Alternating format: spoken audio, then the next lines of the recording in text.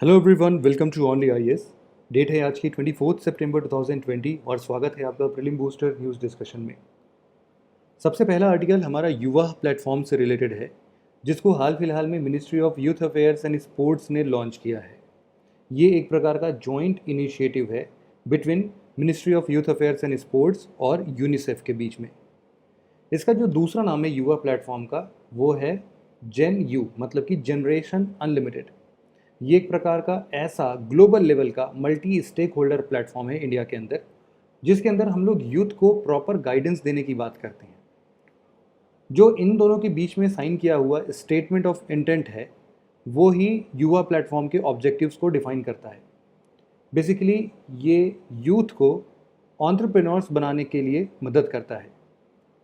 उनको एक्सपर्ट बनाना है किसी एक फील्ड में, या फिर उनका माइंडसेट कैसा होना चाहिए, इन सभी चीज़ों के लिए ऑनलाइन या ऑफलाइन क्लासेस कंडक्ट करता है। ये इनको स्किल करता है कि कैसे हम 24th सेंचुरी के स्किल को हम ले सकें, लाइफ स्किल्स कैसे होते हैं, डिजिटल स्किल्स में हम क्या कर सकते हैं। ऑनलाइन ऑफलाइन चैनल की मदद से ये एस्पिरेशनल इकोनॉमिक अपॉर्चुनिटीज़ क्रिएट करता है। ये लिंक प्रोवाइड करता है कि कैसे हम यूथ को वहाँ जहाँ तक उनको पहुँचने की इच्छा है वहाँ तक पहुँचा सकें। मतलब कि कहीं पर जॉब्स अगर हैं तो वहाँ पर यूथ को पहुँचा सकें, या फिर अगर उनको हम सेल्फ एम्प्लॉयमेंट दे सकते हैं तो सेल्फ एम्प्लॉयमेंट देने की भी बात युवा प्लेटफॉर्म के अंदर पे करते हैं। ये कैरियर गाइडेंस देते हैं कि कैरियर पोर्टल के थ्रू कैसे आप अपने आप को जॉब रेडी बना सकते हो। साथ ही साथ अपने आप को सेल्फ एक्सप्लोर करने के लिए जो सेशन की ज़रूरत होती है, जिससे आप अपने आप को कैरियर के लिए बिल्कुल तैयार समझो, ऐसे सपोर्ट को भी ये प्रोवाइड करते हैं। डिपार्टमेंट ऑफ यूथ अफेयर्स का मेजर रोल ये है कि वो रेलिवेंट एक्सपर्ट्स के साथ युवा टेक्निकल वर्किंग ग्रुप या टास्क फोर्स रहता है, उसमें पार्टिसिपेट करते हैं और ऐसे ही यूथ को ऑनलाइन या ऑफलाइन क्लासेस प्रोवाइड करते हैं। बात करते हैं यूनिसेफ की। यूनिसेफ 1946 में इंटरनेशनल चिल्ड्रंस इमरजेंसी फंड के नाम से यूएन रिलीफ रिहैबिलिटेशन एडमिनिस्ट्रेशन के द्वारा बनाया गया था। बेसिकली इसका उस टाइम पर मेन पर्पज़ ये था कि वर्ल्ड वॉर 2 के टाइम पर जितने भी बच्चे पीड़ित हैं या फिर अफेक्टेड हैं वर्ल्ड वॉर के हिसाब से, उनको हम प्रोटेक्ट कर सकें। यहाँ पर यूनिसेफ जो है वो एक प्रकार का स्पेशल प्रोग्राम है यूनाइटेड नेशन का, जिसमें बच्चों के ना केवल हेल्थ की बात बल्कि उनके प्रॉपर न्यूट्रिशन की, उनको एडिक्वेट एजुकेशन की और जनरल वेलफेयर जो भी होता है बच्चों का, उन सबको सुनिश्चित करने की बात की जाती है। बाद में 1953 में यूनिसेफ यूनाइटेड नेशन का एक परमानेंट पार्ट बन गया। हालांकि बाद में इसका नाम जो ICEF हमने पढ़ा, इंटरनेशनल चिल्ड्रंस इमरजेंसी फंड, इसको चेंज करके छोटा कर दिया गया था। सिंपली अब हम इसको यूनाइटेड नेशंस चिल्ड्रंस फंड्स भी बुला सकते हैं, यूनिसेफ। अगला आर्टिकल हमारा अभ्यास एयर व्हीकल के बारे में है।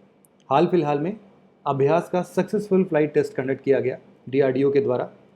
ओडिशा के बालासोर वाले जगह से ये इंटरिम टेस्ट रेंज यहाँ से अभ्यास का किया गया। अभ्यास एयर व्हीकल के बारे में बात करें तो ये एक प्रकार का अनमैन्ड एयर व्हीकल है, या फिर ये एक प्रकार का ड्रोन है। इसको डिज़ाइन और डेवलप किया गया है एरोनॉटिकल्स डेवलपमेंट एस्टैब्लिशमेंट DRDO के द्वारा। इसके अंदर एक छोटा सा गैस टरबाइन इंजन भी है। बेसिक पर्पस की अगर हम बात करें, जैसा कि नाम से पता चल रहा है अभ्यास मतलब किसी चीज़ की प्रैक्टिस करने की बात हो रही है। तो जो भी हमारे पास मिसाइल सिस्टम्स होते हैं, मिसाइल सिस्टम्स को अगर हम टेस्ट करते हैं तो हम देखेंगे ना कि वो किसी चीज़ को अगर हम टारगेट करते हैं तो क्या वो अच्छे तरीके से टारगेट कर पा रहे हैं, उसको नष्ट कर पा रहे हैं क्या मिसाइल। तो ऐसे मिसाइल सिस्टम को अगर हम टेस्ट करना चाहते हैं, देखना चाहते हैं कि वो सही काम कर रहे हैं या नहीं, तो उनके लिए अभ्यास एयर व्हीकल एक टारगेट का काम करता है। ये कोई नॉर्मल स्टेशनरी टारगेट नहीं है। इसके अंदर जैसा कि हमने समझा कि गैस टरबाइन इंजन है, जिसकी वजह से ये उड़ सकता है। इसके अंदर माइक्रो इलेक्ट्रोमैकेनिकल सिस्टम्स भी डेवलप किए गए हैं, जिससे कि ये अपने आप को नेविगेट कर सकता है इनर्शियल नेविगेशन सिस्टम के बेसिस पर। माइक्रो इलेक्ट्रोमैकेनिकल सिस्टम जो होता है वो सिंपली छोटे छोटे डिवाइसेस को मिला के बनता है। वहाँ पर वो लोग मैकेनिकल और इलेक्ट्रिकल कंपोनेंट दोनों का यूज़ करते हैं, जिसके बेसिस पर हम उसको हवा में कंट्रोल कर सकते हैं या फिर अपनी डिज़ायर्ड रिजल्ट के लिए काम करा सकते हैं। अब चूंकि ये लाइट वेट है, रिलायबल है और बहुत कम पावर लेता है, इसीलिए ये कॉस्ट इफेक्टिव है। अब हम मिसाइल को टेस्ट करने के लिए तो एक पूरा का पूरा एयरक्राफ्ट उड़ा के तो ध्वस्त नहीं करा के देख सकते हैं, इसीलिए अभ्यास एयर व्हीकल का निर्माण किया गया है। सिंपल, इसको फुली ऑटोनोमस फ्लाइट की तरीके से प्रोग्राम किया गया है और ये वेरियस मिसाइल सिस्टम के इवैल्यूएशन के लिए ये काम करता है, उनके टारगेट जैसा काम करता है। बात करें एरोनॉटिकल डेवलपमेंट इस्टेब्लिशमेंट की, एडीई जो है वो डीआरडीओ का एक की एरोनॉटिकल सिस्टम डिज़ाइन लेबोरेटरी है। इसके अंदर हम लोग अनमैन्ड एयर व्हीकल से related state of the art technology design करते हैं, डेवलप करते हैं, और साथ ही साथ जितने भी एरोनॉटिकल सिस्टम्स और उनके लिए जो भी टेक्नोलॉजी की ज़रूरत होती है, जैसे कि हमारे इंडियन आर्म्ड फोर्सेस को कुछ भी रिक्वायरमेंट होती है इस फील्ड से रिलेटेड, तो ये एरोनॉटिकल डेवलपमेंट इस्टेब्लिशमेंट बना के देती है। अगला आर्टिकल हमारा पार्लियामेंट्री कमिटीज़ से रिलेटेड है। हाल फिलहाल में लोकसभा के अंदर में 17 बिल्स कमिटीज़ को रेफ़र किए गए हैं। बात करते हैं कि ये पार्लियामेंट्री कमिटीज़ क्या होते हैं। देखो, जो भी बिल्स आते हैं पार्लियामेंट में वो बहुत बल्कि होते हैं, उनका वॉल्यूम बहुत ज़्यादा होता है, तो ये लेजिस्लेचर के ऊपर या फिर लेजिस्लेचर के पास इतना टाइम नहीं होता कि वो उसको पूरा बैठ के आराम से एक एक पेज पढ़े, लाइन बाय लाइन पढ़ें और उनको गिवन फ्रेम ऑफ टाइम में डिस्कस करें। इसीलिए ये कमिटीज़ की ज़रूरत पड़ती है। हम क्या करते हैं, पार्लियामेंट के अंदर में जो भी ऐसे लेंथी बिल्स होते हैं या फिर ऐसे इंपॉर्टेंट बिल्स होते हैं जिनके हर एक प्रोविज़न को पढ़ना बहुत ज़रूरी होता है, उनको हम लोग कमिटीज़ को सौंप देते हैं। ये उनकी जिम्मेदारी बन जाती है कि वो उसको line by line, word by word पढ़ें, उसको डिसाइफर करें कि ये क्या कहना चाहता है। कुछ भी प्रोविजंस अगर गलती से कुछ भी इधर उधर लिख दिए गए हैं तो उनको करेक्ट करें, हमारे करंट सिनेरियो में वो कैसे हेल्प कर सकते हैं उनके लिए सजेशंस दें। इस तरीके से पार्लियामेंट्री का काम बनता है। कॉन्स्टिट्यूशनल प्रोविजन की बात करें तो आर्टिकल 118 क्लॉज 1 के अंदर में दो प्रकार के पार्लियामेंट्री कमिटीज़ की बात की गई है। एक है स्टैंडिंग कमेटी और एक है एडहॉक कमेटी। जो स्टैंडिंग कमेटी है वो एक प्रकार की परमानेंट काइंड ऑफ कमेटी है जो कि हर साल बनती है, ठीक है, और ये हमेशा रहेगी, मतलब एक जैसे ही खत्म होगी दूसरी बन जाएगी। जो एडहॉक कमिटीज़ होती हैं ये टेम्पररी नेचर की होती हैं। ये इस बात पर डिपेंड करता है कि हमें इनकी ज़रूरत है या नहीं। अगर ज़रूरत है तो तुरंत से एडहॉक कमेटी के अंदर में उनको बना के उनका काम दे दो। एक बार वो काम ख़त्म हो जाता है तो एडहॉक कमेटी भी ख़त्म हो जाती है। कमिटीज़ का क्लासिफिकेशन पार्लियामेंट के अंदर उनके काम के ऊपर या फिर उनकी मेंबरशिप में कौन कौन है या फिर उनका टेन्योर कितना है, इसके ऊपर डिपेंड करता है। जैसे कि डिपार्टमेंटली रिलेटेड स्टैंडिंग कमेटी है, इसका बेसिक टास्क ये है कि ये बिल्स, बजट और मिनिस्ट्रीज़ के पॉलिसीज़ को एग्जामिन करती है। ये ऐसे अगर हम बात करें तो लगभग 24 ऐसी कमिटीज़ हैं जो कि काम करती हैं अलग अलग मिनिस्ट्रीज़ के वर्किंग के लिए। ऐसे हर एक कमिटीज़ में 31 मेंबर ऑफ पार्लियामेंट्स होते हैं, जिसमें से 21 लोकसभा से होते हैं और 10 राज्यसभा से होते हैं। इनका टेन्योर 1 ईयर का होता है। 1 साल के बाद ख़त्म होने पर ये रिकॉन्स्टिट्यूट किए जाते हैं, मतलब कि लोकसभा का टर्म जब तक चलता रहता है ये हमेशा रहेंगे ही रहेंगे। एक ख़त्म होगा दूसरा आ जाएगा। यहाँ पर ध्यान देने वाली बात यह है कि यहाँ पर कोई भी मेंबर्स मिनिस्टर नहीं हो सकते हैं, मतलब कि जो भी मिनिस्टर की पदवी संभाल रहे हैं वो इन committees, departmentally related standing committees के मेंबर नहीं बन सकते हैं। ऐसे बहुत सारे कमिटीज़ जैसे कि फाइनेंस, डिफेंस, होम, ऐसे जितने भी इंपॉर्टेंट कमिटीज़ होते हैं, यूजुअली ये देखा जाता है कि इनके जो भी चेयरमैन होंगे या चेयरपर्सन होंगे वो ऑपोजिशन पार्टी के मेंबर ऑफ पार्लियामेंट होते हैं।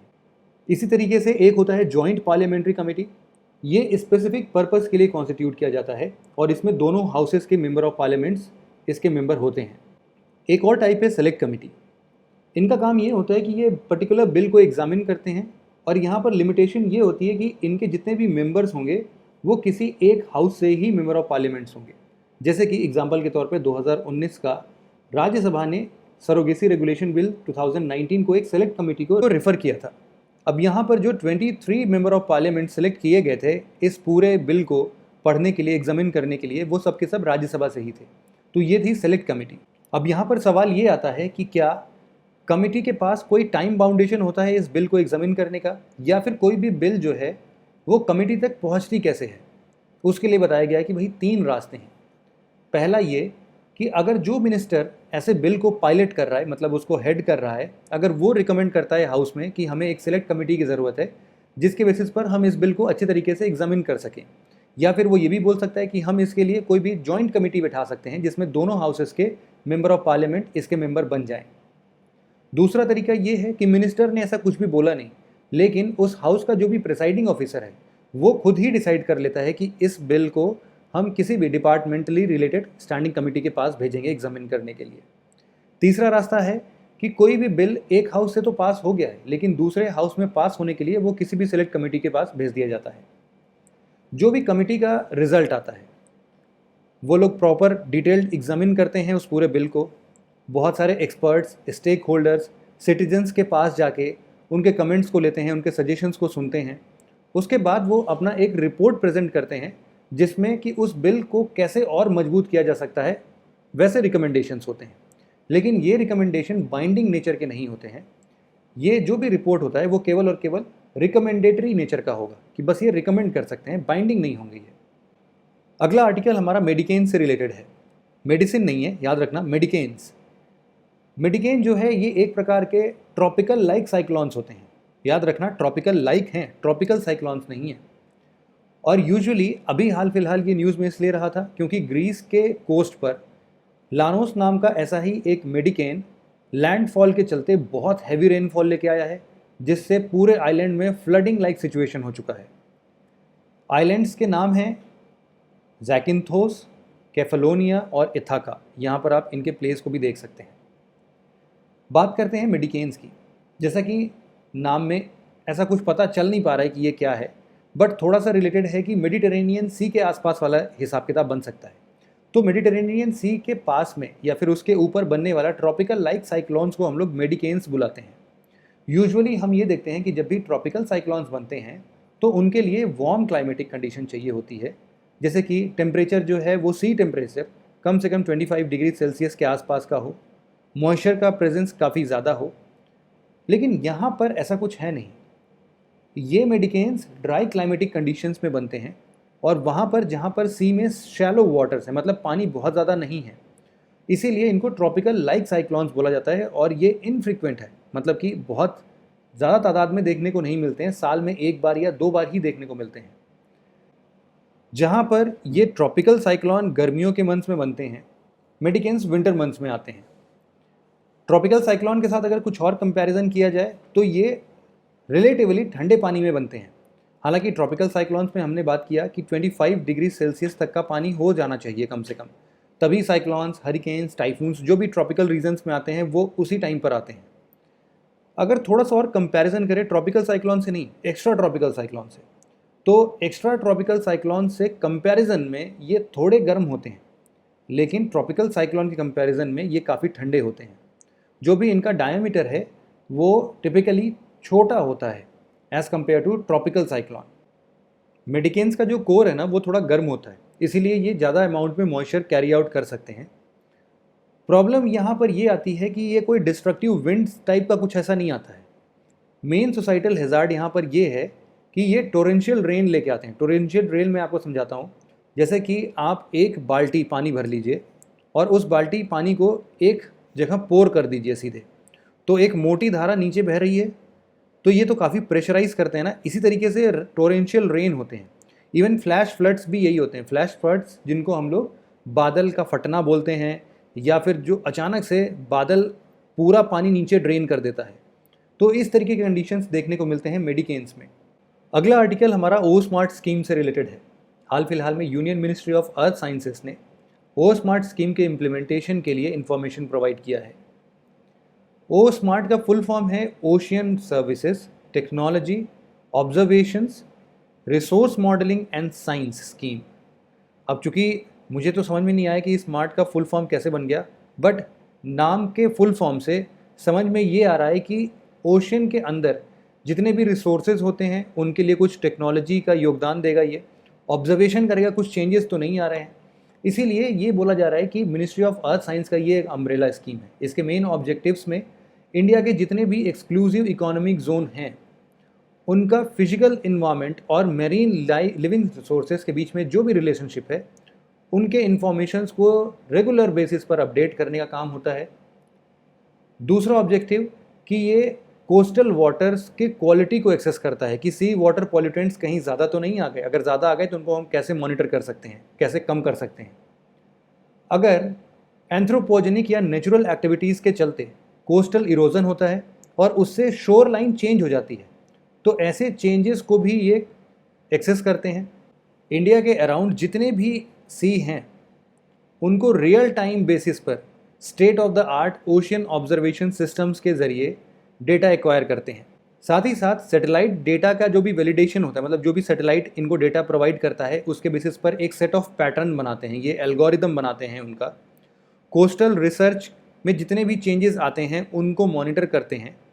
साथ ही साथ जो ये पॉलीमेटेलिक नोड्यूल्स होते हैं इनको भी एक्सप्लोर करने के लिए जो हाल फिलहाल में यूनाइटेड नेशन का सेंट्रल इंडियन ओशन बेसिन है, जिसमें से 75,000 स्क्वायर किलोमीटर इंडिया को एलोकेट किया गया है। 5500 मीटर की डेप्थ पर ये पॉलीमेटेलिक नोड्यूल्स मिलते हैं। इनको एक्सप्लोर करने के लिए जो भी मिशन है वो भी ओ स्मार्ट स्कीम के अंदर ही कैरी आउट किया जाएगा। फटाफट से क्विक रिवीजन करते हैं। युवा प्लेटफॉर्म का इनका कहना है कि ministry of social justice and empowerment और यूनिसेफ का जॉइंट इनिशिएटिव है, तो ये गलत हो जाता है क्योंकि ये तो ministry of youth affairs and sports और यूनिसेफ का जॉइंट इनिशिएटिव था, इसीलिए ये स्टेटमेंट फॉल्स है। अभ्यास एयर व्हीकल एक ड्रोन है या अनमैन्ड एयर व्हीकल है जो कि वेरियस मिसाइल सिस्टम के लिए एक टारगेट का काम करेगा, बिल्कुल सही।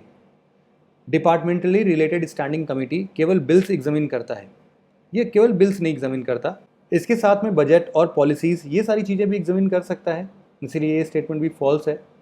मेडिकेन्स जो है वो ट्रॉपिकल साइक्लॉन्स है मेडिटेरेनियन सी के ऊपर।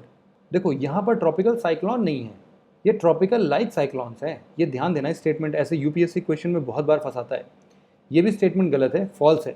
ओ स्मार्ट स्कीम जो है वो ministry of new and renewable energy का अम्ब्रेला स्कीम है, नहीं, मिनिस्ट्री ऑफ अर्थ साइंस का अम्ब्रेला स्कीम है, ये भी स्टेटमेंट फॉल्स है। तो बस आज के डिस्कशन में इतना ही था। Thank you very much for listening it very patiently friends. Have a nice day.